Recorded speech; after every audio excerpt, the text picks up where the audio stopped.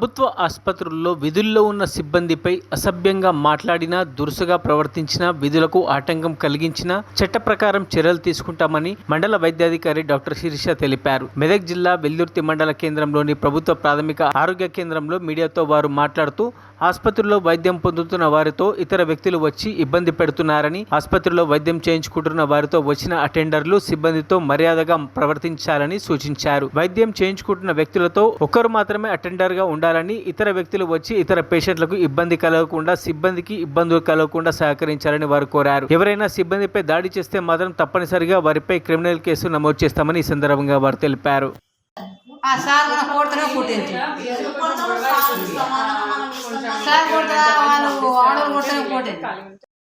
PHL doctor Sirish అని మాట్లాడుతున్నాను.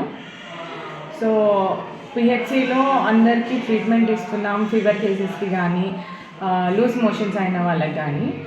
So patients వార్డులో ఉన్నప్పుడు పేషెంట్ పక్కన ఎవరైనా ఒక్కలే ఉండాలి.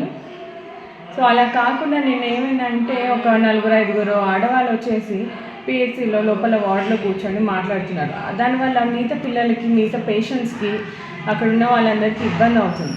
సో అలా అని చెప్పి డాక్టర్ సౌజన్య గారు రౌండ్స్కి వెళ్ళినప్పుడు అట్లా కూర్చోవద్దమ్మా, బయటకు వెళ్ళి కూర్చోండి అంటే పేషెంట్ ముదియా 65 years అతను ట్రీట్మెంట్ ఇస్తున్న వాళ్ళ అటెండర్స్ ఇక సడన్గా రేజ్ అయ్యి మేడం మీదకి గొడవకు వచ్చేసారు.